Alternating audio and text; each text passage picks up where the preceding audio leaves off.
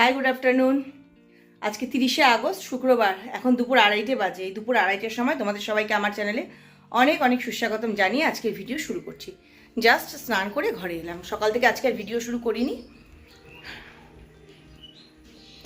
এই একটু বেলা করেই ভিডিওটা শুরু করলাম। আশা করি তোমরা সবাই ভালো আছো, আমিও ভালো আছি। মাইক্রোওয়েভটা বন্ধ করলাম। একটু কচুর শাক আর কচু ভাজা গরম করে নিলাম। এই সময় স্নান ধান করে আমি সাধারণত একদম হিয়াকে আনতে যাওয়ার জন্য একটা চুড়িদার পরে নিই আর খাই না, কিন্তু আজকে মাত্র 2:30 বাজে।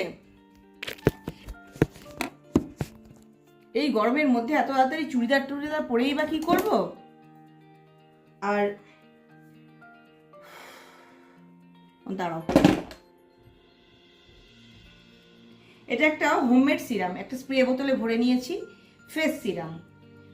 এর মধ্যে আছে চাল ধোয়া জল, গোলাপ জল, ইভিয়ন ক্যাপসুল আর রোজমেরি এসেন্সিয়াল অয়েল।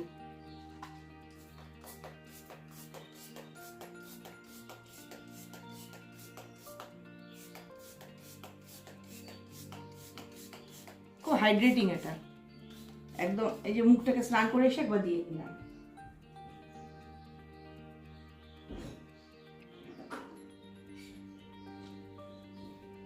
এবার ওই এরকম বলে, ওসব তো আমার দ্বারা হয় না। ওটা আমি একটু এমনি হালকা হাতে একটু মিশিয়ে নিই।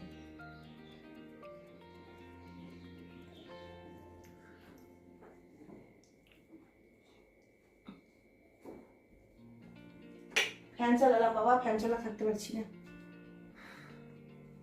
এটা মুখে বসে যাবে, তারপর সানস্ক্রিন মাখবো, বা যেটা আমি মাখি ল্যাকমে, সেই ক্রিমটা একটু পরে মাখবো। এটা বসুক,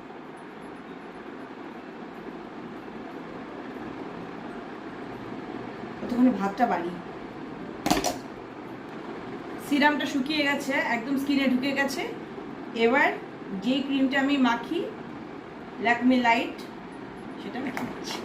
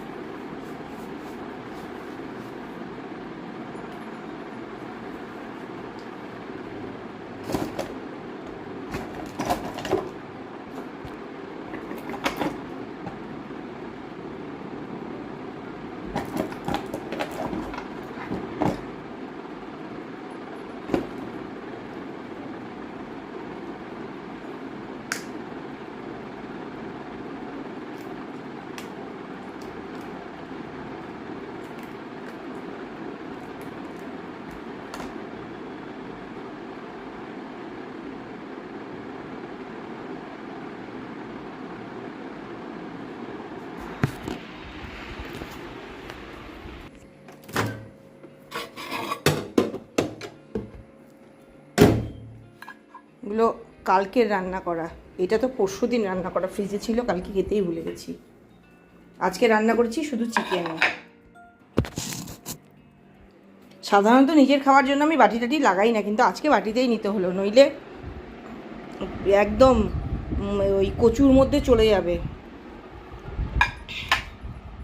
হিয়া এসে বক বক করবে যে কেন আমি ওর জন্য অপেক্ষা করিনি। কিন্তু প্রতিদিন না অপেক্ষা করা যায় না। সব কিছু হয়ে গেলে যখন দেখি সময় আছে খাওয়ার, তখন মনে হয় কি খেয়েই নি, আর এত খিদে পেয়ে যায়। আর ও এসে স্নান করে ধীরে সুস্থে খাবে, তো অনেকটা দেরি হয়ে যায়। তাই তাড়াতাড়ি করে গপ গপ করে খেয়ে আবার আনতে যাই।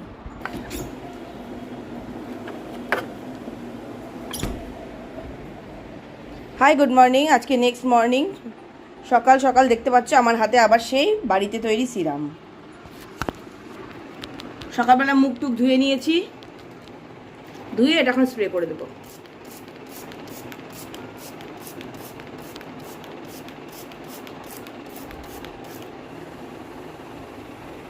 এটা বসে যাবে, তারপরে সানস্ক্রিন মেখে রান্নাঘরে ঢুকে যাব।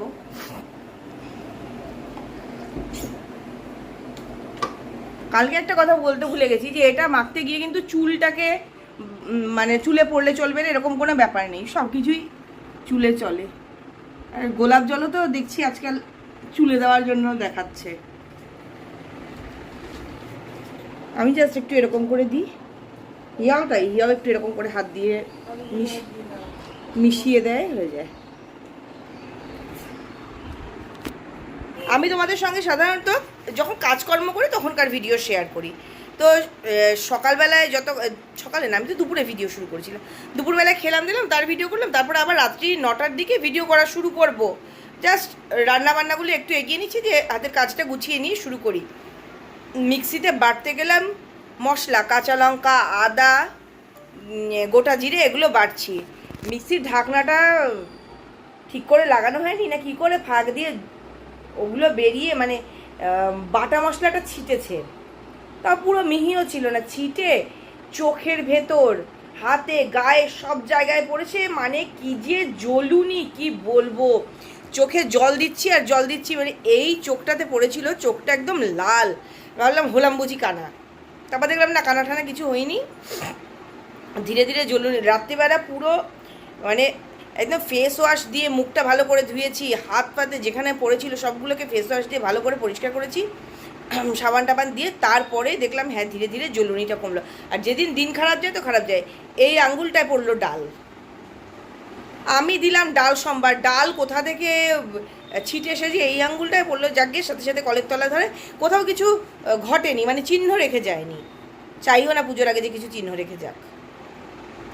সেই কারণে আর কথা বলতে এলাম না। কি সুন্দর একটা নতুন কারণ পাওয়া গেল যে আমার এই জন্য ভিডিও শেষ হয়নি। আর তারপরে অনেক রাত অবধি একটা শাড়ি বানিয়েছি, শাড়িটা তোমাদেরকে দেখানো হয়নি কালকে। এই যে শাড়িটার মধ্যে খালি এরকম সুতো দিয়ে কতগুলো জবা ফুল বানানো ছিল। ওদিকে দুধ বসিয়ে রেখে এসেছি, ভুলে গেছি। শাড়ি দেখাতে গিয়ে শেষকালে দুধ আমার কম দুধ, আর আঁচটা কমিয়ে রেখেছি বলে উতলে পড়ে যায়নি বা পুড়েও যায়নি।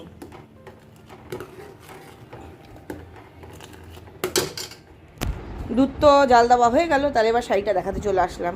এই যে গোটা শাড়িটার মধ্যে না খালি কয়েকটা এরকম জবা ফুল ছিল, সেটাও কিন্তু মেশিনে বানানো, হাতে নয়। বউ করে ফ্যান চলছে, ফ্যানের শব্দের জন্য একটু অসুবিধা হবে জানি, তো যা গরম, বিনা ফ্যানে থাকতে পারবো না। সেই জন্য জবা ফুলগুলোর সঙ্গে কয়েকটা করে পাতা বানিয়ে দিচ্ছি, 3টে করে পাতা। এবার শুধু আঁচলের পোর্শনেই জবা ফুল ছিল, বাকি শাড়িতে আর কিছু নেই। সেই জন্যে শাড়িটাকে যাতে একটু ভরা ভরা দেখতে লাগে, তাই নিচে এরকম, বাবা এত পাতলা যে ফুলটা কেমন বোঝা যাচ্ছে না, একটা কাগজ ঢোকাই, এই যে এবার বোঝা যাচ্ছে। এরকম একটা জবা ফুল আর 3টে করে পাতা এরকম করে দিয়েছি, পাটটা ওপর নিচ দুদিকেই এরকম হবে। কমপ্লিট হয়ে গেলে অবশ্যই দেখাবো। এটা রাত্রেবেলা অবধি করেছি, আবার একটু হাতের কাজকর্ম কমলেই এটা নিয়ে বসবো, চেষ্টা করবো এটাকে আজকেই শেষ করে ফেলা। কারণ দাদা বলেছিল যে একটু তাড়া আছে, তাড়াতাড়ি দিতে পারলে ভালো হয়, তাহলে সেরকম হলে আজকে যদি শেষ হয়ে যায় এবেলা, তাহলে ওবেলা গিয়ে দিয়ে আসবো।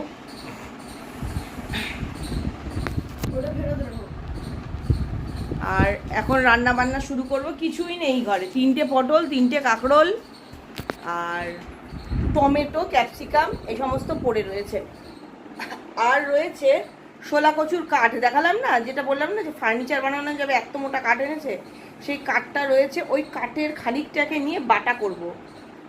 এর আগে বোধহয় একদিন কচু বাটা দেখিয়েছিলাম, আজকে একটু অন্য রকম করে করব, যেভাবে আমার মা করতো সেইভাবে আজকে কচু বাটাটা করব।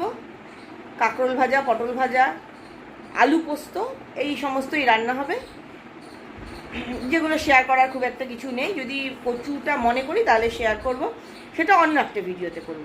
এই ভিডিওটা তো কালকে শুরু করা, এই ভিডিওটাকে এখানেই শেষ করে দিচ্ছি। যাওয়ার আগে যে কথাগুলো রোজ বলি আজও বলবো, সবসময় খুশি থাকতে হবে, সবসময় হাসতে হবে, আর সবসময় পজিটিভ থাকতে হবে আমার সঙ্গে, মানে ঝুমার সঙ্গে। Bye bye, have a nice day.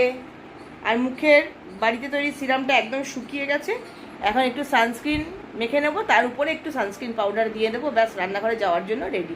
তারপরে যতই তেলের ধোয়া লাগুক, যা কিছু লাগুক, খুব একটা প্রভাব পড়বে না, কারণ ফেস ওয়াশ দিয়ে পরিষ্কার করলে তেলটা চলে যাবে। Bye bye.